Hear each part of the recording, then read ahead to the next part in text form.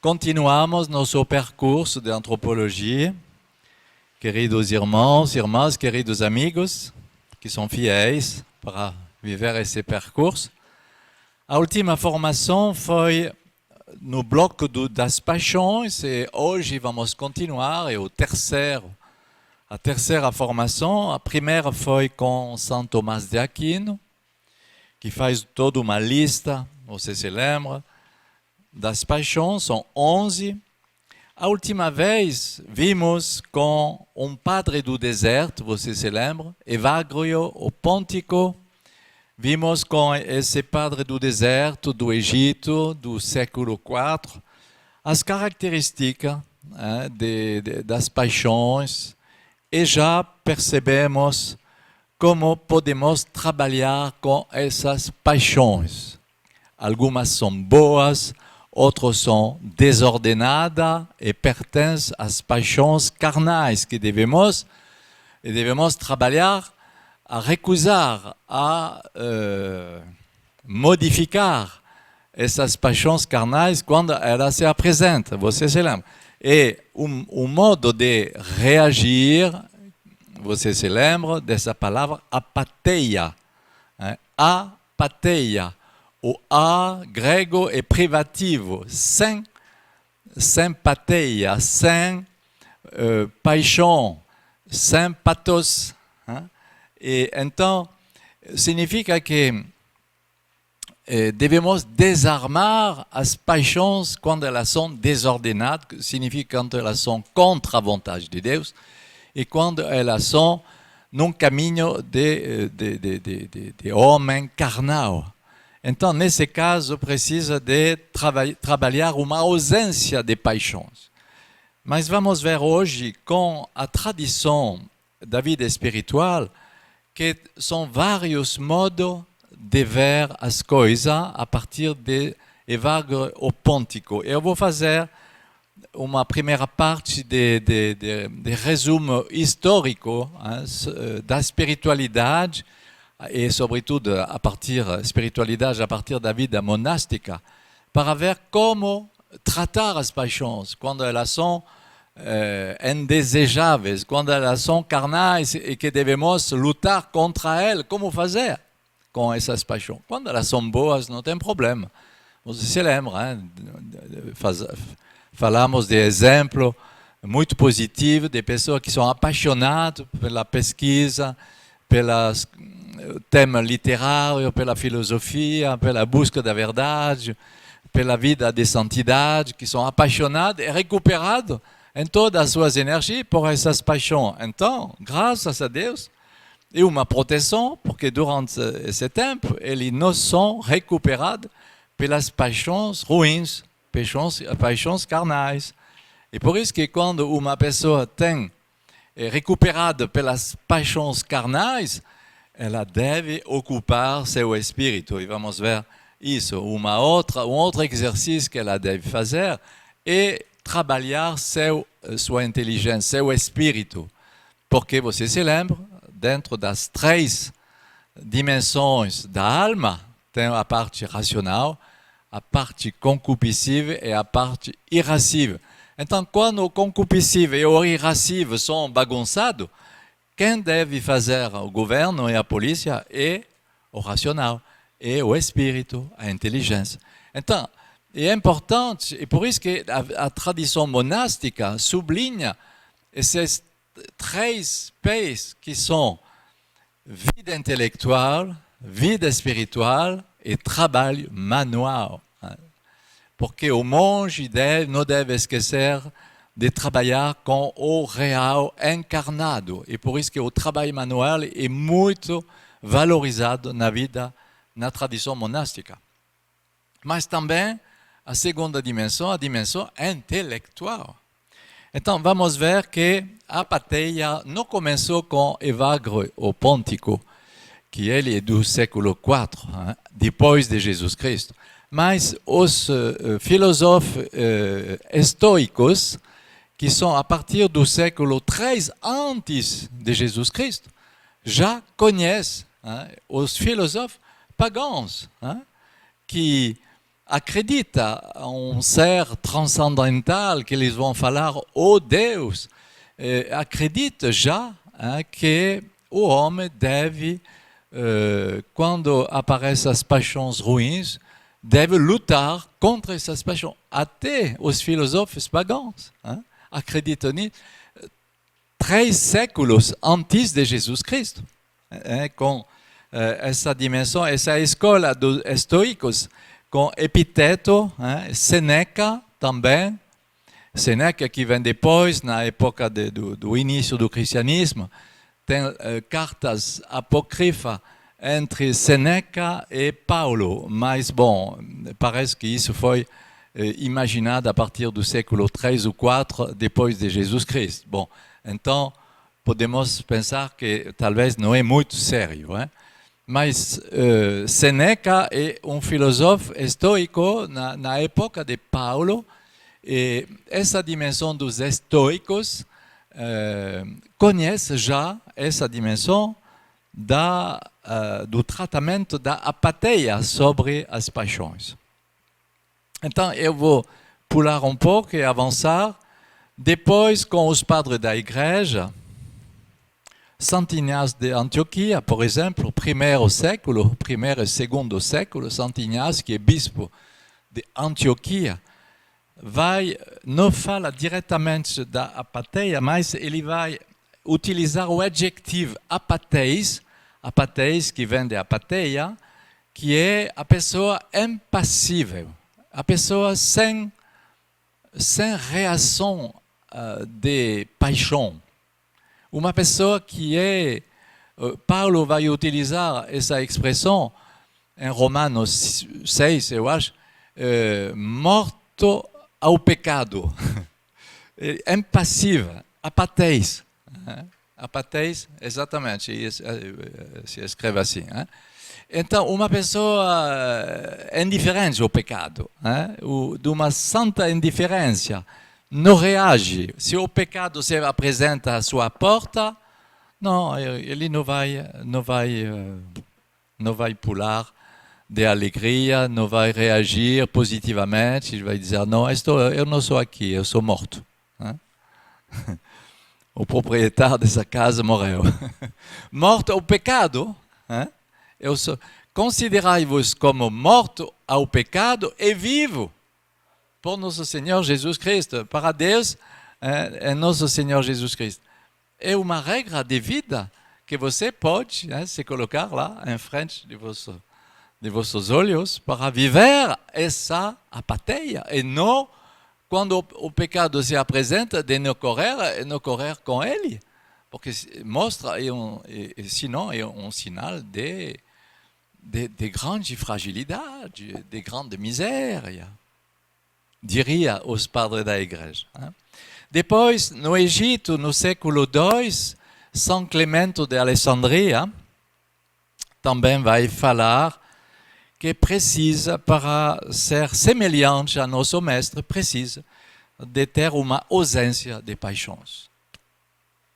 Ausência de paixão, então, cuidado de não jogar fora também as paixões boas. Mas Clemente significa que é a razão que deve ter a vitória. É a razão que deveria triunfar sempre sobre as nossas paixões. Ele vai dizer 3 coisas para lutar contra as paixões. Ausência de paixões, já. Então, imagina, ele não conhece, nessa época, as revistas pornográficas, não conhece as coisas de horóscopo e de ciência oculta, não conhece esse tipo de coisas, não conhece todas as tentações que você já descobrir e fizer entrar no vosso passado de imagem e de experiência. Então, ausência de paixões desordenadas, primeiro lugar. Segundo ponto, conhecimento, a gnose, a dimensão intelectual a trabalhar. Você deve trabalhar intelectualmente, não somente espiritualmente. Na fé já é uma bela coisa, uma boa maneira de reagir, mas não basta. Se você não faz entrar a inteligência, não basta de ver só a questão devocional. E terceira arma, a caridade. Ser amante, amando os outros, Deus e os outros, para sair de si mesmo. Então, me parece muito importante como tratamento das paixões, que você anota bem isso. Ausência de paixão, então, trabalhar a excluir, e não guardar, mas excluir todas as paixões que estão dormindo em vosso cantinho da alma, excluir tudo isso. Segundo, trabalhar do lado da inteligência, da razão. E terceira, também vigiar a fazer atos de caridade.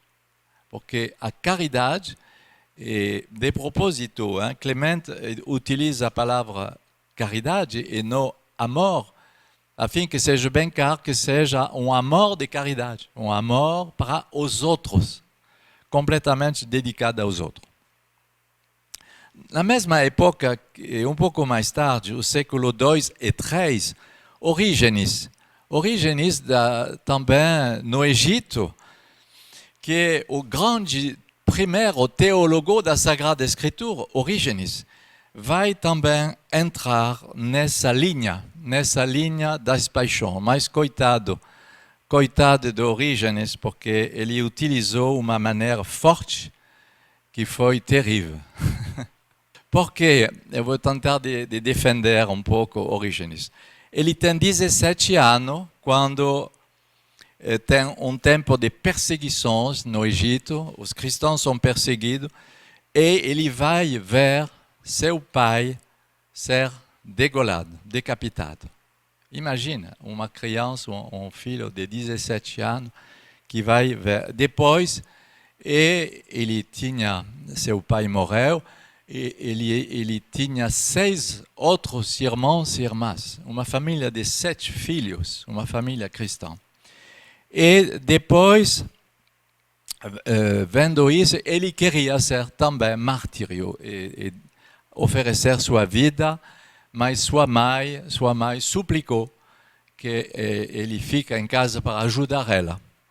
E depois, ele avançou muito bem na sua vida cristã, ele foi chamado a ser o diretor da escola de teologia de Alexandria. Alexandria, no Egito, uma grande cidade cristã, com já as primeiras faculdades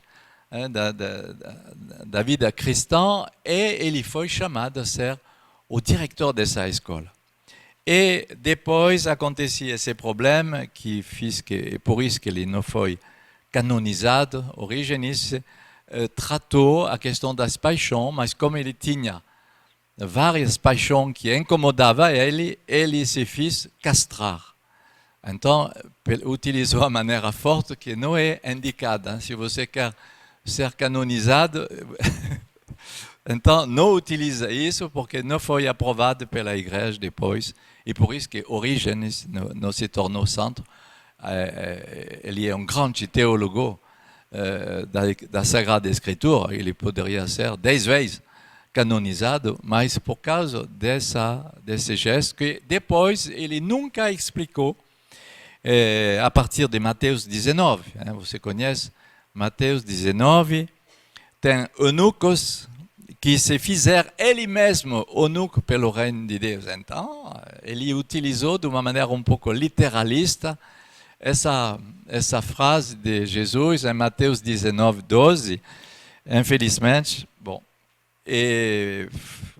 tudo isso fez que ele também se enfrentou muito com seu bispo Demetrio, que se opõe a ele de uma maneira muito forte, e fugiu de Alexandria para chegar e se instalar no final de sua vida na Palestina. Bom, podemos avançar. Os padres do deserto, os padres da igreja, Evagrio, que diz que devemos reconhecer a prova de nossa apatia, de nossa tranquilidade de alma, aos pensamentos durante o dia e com nossos sonhos durante a noite. Tu queres saber se tu vives a apatia, a tranquilidade, a impassibilidade da alma? Verifica como você vive teus pensamentos durante o dia e teus sonhos durante a noite. Se eles não são poluídos, como vai dizer Evagrio, então significa que as paixões estão diminuindo. Depois você pode encontrar esse tema da apatia em outros ascetas do século V, Diadoque de Photissé, Isidore, são santos. Isaías de Gaza, João Climaco, Isaac de Nínive também, que desenvolveram várias coisas. O século VII também, São Máximo, o confessor, também, que ele diz que não devemos tratar a apatia como os estoicos, filósofos estoicos, que eles faziam, que cortavam de uma maneira, talvez Orígenes foi um pouco inspirado pelos filósofos estoicos, bom, mas não devemos, diz São Maxime Confessor, reagir como os filósofos estoicos, mas devemos purificar as paixões desordenadas, não devemos excluir, mas purificar, libertar, se diz, libertar e converter, purificar, libertar e converter as paixões. E as energias que você utiliza nessas paixões ruins, imagina uma pessoa que vai se dar ao jogo, por exemplo, e uma paixão desordenada, se dar ao jogo, ou se dar a beber, ou se dar não sei aonde, são paixões carnais, mas Saint Máximo Confessor, claro que ele vai denunciar o pecado, mas ele vai dizer, essa energia que você utiliza nessas coisas, você deveria utilizar pelo serviço do reino de Deus, pelo bem, porque traz uma energia. Uma pessoa que consagra o seu tempo a jogar, a beber, a viver esse tipo de paixão, significa que ele tem uma energia para fazer isso. Então, essa energia você utiliza mal. Você utiliza de uma maneira errada. Santo Agostinho também, sobretudo na cidade de Deus, fala e trata essas questões no século V. Depois, avançamos, João Cassiano, século IV e V, na França, João Cassiano, monge, diz que devemos apagar as paixões, apagar. E a perfeição que ele vai propor vai se chamar castidade. A castidade será uma graça das paixões que será uma impassibilidade da carne. É bonito. Ele chama isso de castidade, a partir do século IV e V, São João Cassiano, monge. Você encontra também em São Bernardo. Depois você pode escolher a vossa espiritualidade. Faz um pouco um inventário para depois você vai pensar, eu me reconheceria mais com essa espiritualidade. Bom, São Bernardo, mas devemos ir rápido, porque já é a terceira formação nesse bloco.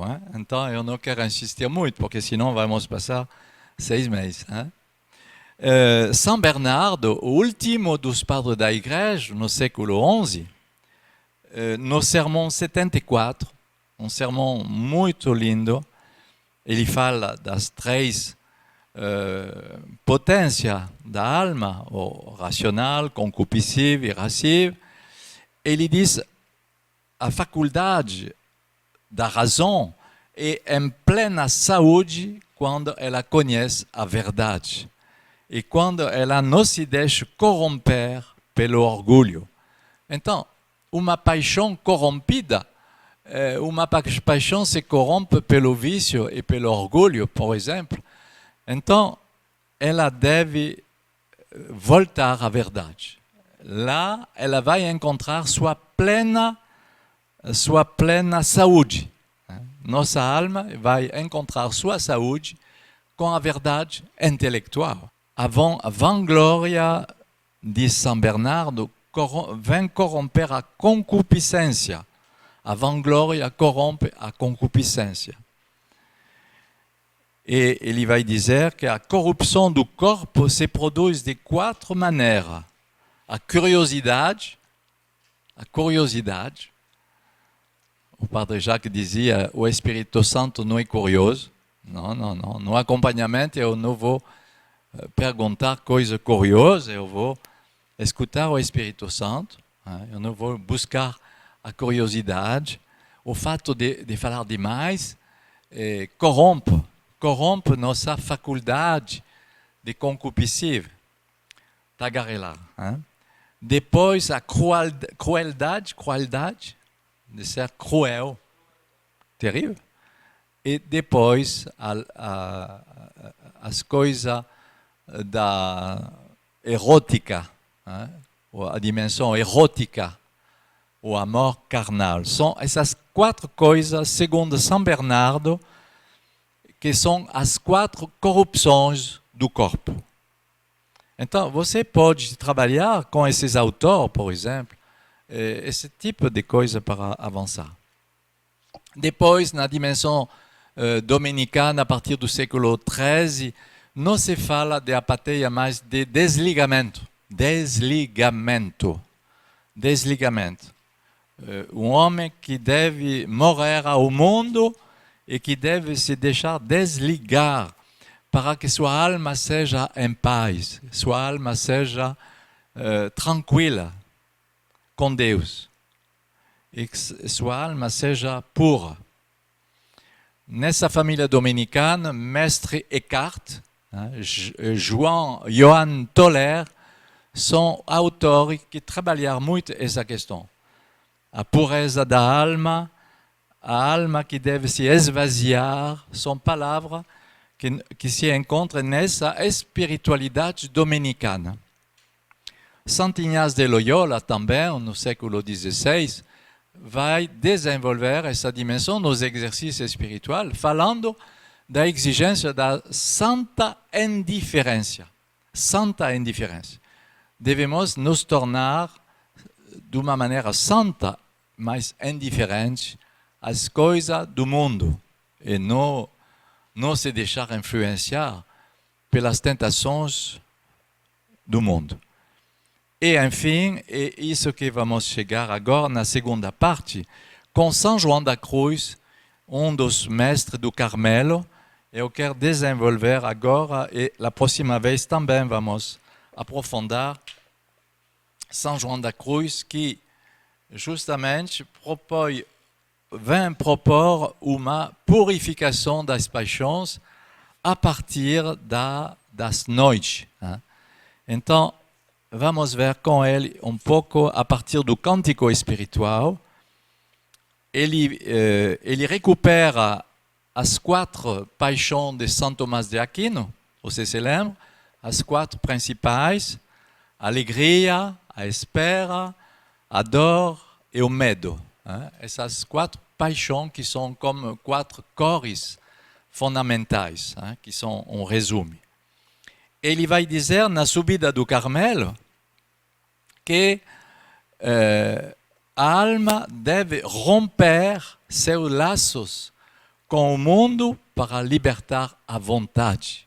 Para ele, São João da Cruz pensa que se a vontade não é livre, a vontade não é capaz, a vontade é sem força, é porque a pessoa é dominada pelas paixões. Então, se você quer trabalhar bem mais vossa vontade, significa que você deve trabalhar antes as paixões que impedem a liberdade da vontade como faculdade dada por Deus. Então, essa pessoa vai dever se despojar para Deus, para voltar à sua liberdade primeira, a fim que sua vontade se torne conforme à vontade divina. Porque, diz São João da Cruz, uma alma desregrada e na anarquia, em lugar de ser governada pela vontade da razão, é governada pelas 4 paixões que vão reinar sobre ela. A alegria, um dia, um outro dia a espera, mas um outro dia o sofrimento e o medo. Essas 4 paixões vão dominar essa alma, se não é a razão que domina, que governa, que controla. Então, São João da Cruz vai dizer que muitas pessoas espirituais chegaram a uma vida espiritual muito forte, mas finalmente não avançaram e se desanimaram porque não reformaram o apetite dessa cobiça espiritual. Eles tinham uma cobiça espiritual que não foi tratada e por isso que eles não conseguiram avançar. A única maneira para São João da Cruz é quando Deus nos oferece uma noite escura, uma noite seca e escura, que vai permitir aos apetites de se resfriar, de modo que a alma não vai ter mais gosto, nem desejo sensível. Ela não vai querer, porque ela não vai ter apetite como antigamente. Então, só as noites escuras, e vamos ver, talvez a próxima vez, a purificação passiva do sentido, que procura a alma essa purificação. Sem essa purificação passiva, São João da Cruz diz, não, esses espirituais vão continuar a ser carnais, porque eles não trataram as paixões na alma deles. Então ele vai dizer, como também São Clemente de Alexandria dizia, a alma deve ser instruída, reformada e mortificada. Instruída, a inteligência, o ensino, a formação. Reformada, devemos reformar, mudar, fazer mudança, decidir de algumas conversões, decisões, reformada e mortificada, renunciar a si mesmo. Nesse caso, ela vai perder a força de suas paixões.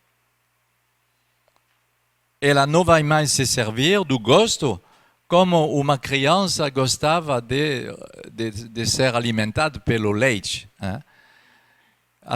Os apetites da alma vão se tornar secos. Vão se tornar secos e não serão mais alimentados. Então, você deve prestar atenção como você alimenta vossas paixões, porque mais você vão alimentar vossas paixões, mais elas vão dominar sobre nós, sobre vocês. Então, você, pelo contrário, deve impedir essa alimentação e deve tornar seca essa paixão em lugar de alimentar. E isso que ele chama a mortificação dos apetites e das concupiscências. Nesse modo, a alma vai viver em paz e em tranquilidade espiritual. Porque aonde a concupiscência não vem governar, tem paz e consolação em Deus. Quando não tem concupiscência que domina, a alma é em paz com Deus e se encontra em consolação com Deus. E um outro motivo também muito importante de trabalhar essa mortificação, porque a alma deve guardar o medo, um bom medo, de voltar atrás.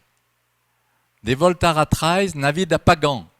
Se você guarda esse santo medo de não querer voltar atrás na vida passada, é bom. Guarda esse medo. Não é bom de pensar que você é invulnerável agora. Não. É bom de guardar esse medo de voltar atrás a uma vida de pagão como outrora. Se você tem esse medo, é um bom medo. É um medo que te guarda. E isso é um grande proveito, diz São João da Cruz, para fazer os progressos na alma.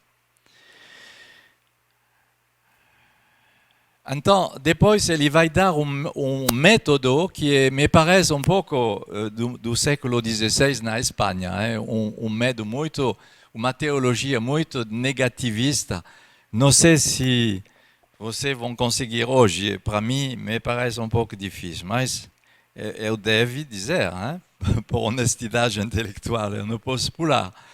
Mas ele diz que para mortificar nossas 4 paixões, naturais, como falamos, devemos decidir e preferir sempre de escolher sempre o que é mais difícil e recusar o mais fácil. De não acolher o mais saboroso, mas ao contrário, acolher o que é menos saboroso, a cozinha ruim, os restos da cozinha. Bom, não o que tem mais gosto, mas o que não vai dar muito gosto. Você não deve escolher sempre o repouso, mas o que é mais penoso. Você não deve escolher o que mais te consola, mas pelo contrário, o que você te faz participar na desolação. Não o que vai te dar mais, mas o que tu vai perder. Não o que é mais alto e mais precioso, mas o que é mais baixo e sem valor, o que é mais desprezado. Por trabalhar a humildade. Não a querer uma coisa, mas sempre a nunca querer nada. Não a buscar o melhor das coisas temporais, mas o pior. E buscar a nudez, buscar a nudez, o vazio e a pobreza por Cristo. Em comparação com tudo que o mundo oferece, escolher o que é mais pobre e o que pelo mundo não tem valor. Eu disse que uma teologia negativista, mas bom, sabendo que Jesus disse em Mateus 10, 34, eu não vim para dar a paz na terra, mas eu venho para dar a espada e opor o homem com seu pai, a filha com sua mãe, a nora com sua sogra. E teremos por inimigos as pessoas de sua família, diz Mateus 10, 34. Então, quais são os frutos das paixões pacificadas e purificadas, segundo João da Cruz? Os frutos são a alma é instruída, já eu falei, instruída, reformada e mortificada. Ok. E então, ele diz também que devemos ter recurso a nosso equipamento batismal, às 3 virtudes teologais para lutar, e também os dons do Espírito Santo. Não devemos lutar e combater sem esse equipamento de nosso batismo. E ele diz, temos 3 inimigos a lutar, a carne, o mundo e o demônio. Eu vou ir agora avançar um pouco. São para São João da Cruz 3 grupos de animais que simbolizam as paixões. É interessante na pedagogia de São João da Cruz. Ele tem um primeiro grupo que representa as paixões dos pensamentos. Ele diz são aves leves, que são os pensamentos, as digressões, a imaginação, são aves leves, que nos permettent de voar, de passar de um lugar a outro. Verifique se você tem esse tipo de paixão. Esses voos inquietos, impetuosos e excessivos. Cuidado, diz São João da Cruz, de bem verificar que você não é manipulado com esses aves, leves. Mas tem um segundo grupo que é mais forte, que a alma chama leões, os leões. São leões, são veados e são gazelas. Os leões são aqueles que são na potência do irascível. Irascível. Bom. Que mostra uma sorte de intrepidez nos atos, nas reações. Então, você tem um leão dentro da paixão lá, que se esconde na tua alma. Cuidado. Tem outro que tem veado, se diz? Veado. Bom, porque é um pouco menos, não é tão feroz, mas veado, ele corre muito, ele corre bem, ele é forte, ele corre. Então, depois ele explica, os leões devem se frear, porque são impetuosos, têm excesso de cólera. Os veados, eles são covardes. Eles correm muito, mas quando precisam de correr no bom caminho, eles são covardes, têm medo e eles mudam de caminho. Interessante. O leão é mais interessante porque ele é forte, mas o veado não parece, ele falta de ousadia até o fim. Ele demissiona, ele desiste, ele abandona, ele desanima. E as gazelas que pulam, que são mais leves, mas que pulam. Quais são essas paixões? São os compulsivos.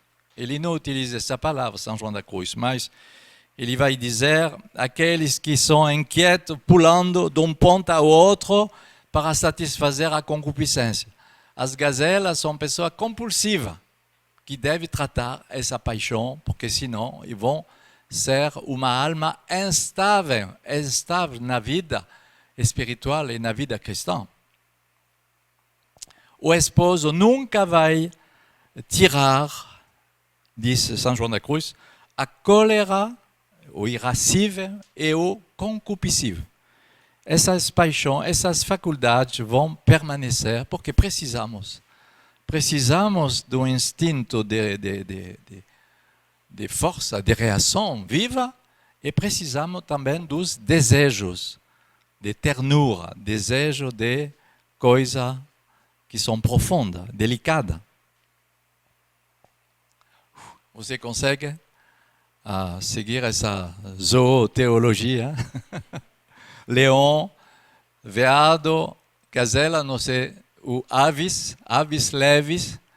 Você se reconhece, você deve buscar a se conhecer um ou outro dessa forma de paixão, para ver depois com o vosso acompanhador. A conclusão agora com São João da Cruz e Santa Teresa d'Ávila, que vai aparecer. São João da Cruz vai dizer,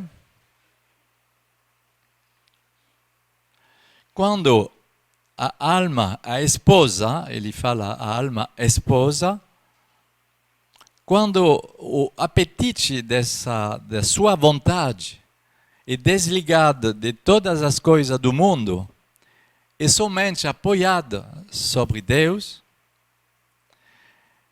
então sua parte sensível vai ter toda a sua força, toda a sua energia, toda a sua potência criativa, que será conforme a seu espírito, que será conforme à razão. E então ela nunca vai mais ter rebeliões, nem paixão desordenada. Isso será acabado, diz São João da Cruz. E assim a esposa vai dizer 5 coisas. A primeira é que sua alma é desligada, é livre, e como estrangeira a todas as coisas do mundo. As coisas do mundo se tornam coisa estranha para ela. Segunda, agora o demônio é vencido e fugiu. O demônio não vai poder solicitar ela, não vai poder conversar com essa alma, porque não vai ter brecha para que o demônio pode se interessar.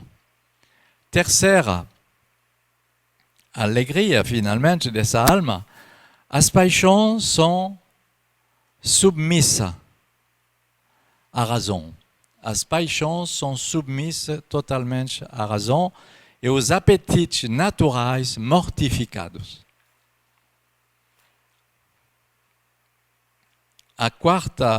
O quarto motivo de alegria, a parte sensível, agora é reformada e purificada e ela é conforme à parte racional. E, enfim, quinta razão de alegria, ela pode receber todos os bens espirituais e se adaptar a todos os bens espirituais. Então, você percebe que como as paixões desordenadas, as paixões que são cuidadas e alimentadas em nós, finalmente impedem nossa vida espiritual. Nossa vida espiritual é penosa, é complicada, não é tão livre. Agora, espero que você entenda por quê.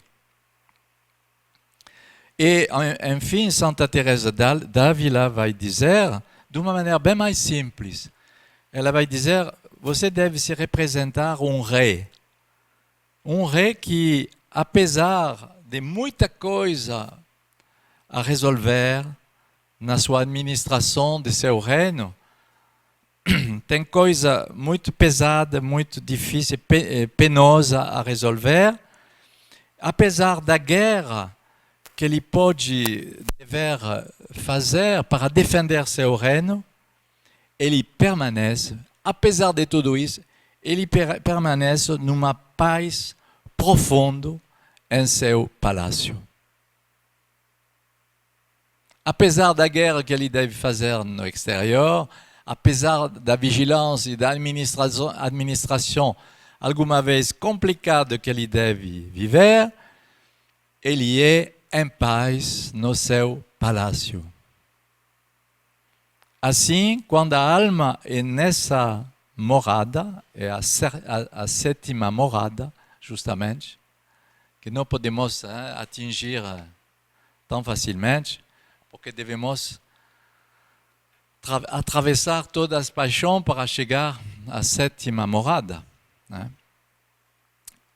Essa alma chegou nessa sétima morada, ela pode ouvir o barulho das outras moradas, o tumulto dos bichos venenosos, mas ela permanece tranquila e inacessível.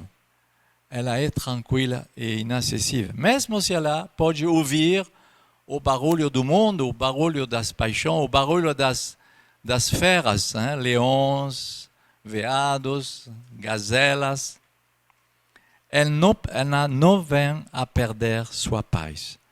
Ela não se deixa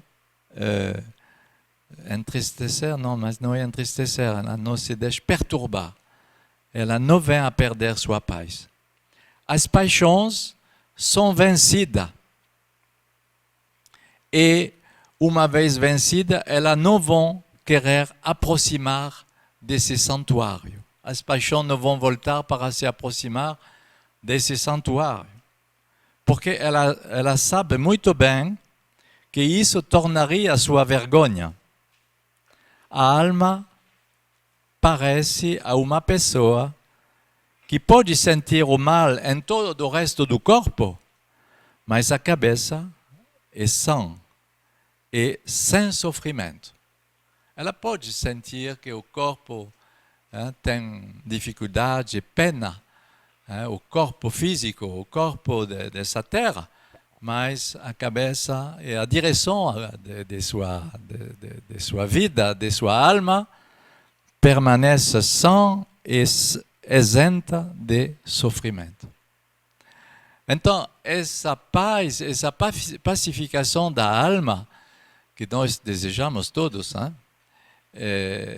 ela vem ao preço dessas purificações, e vamos ver a próxima vez como trabalhar essas purificações que João da Cruz chama de noite escura.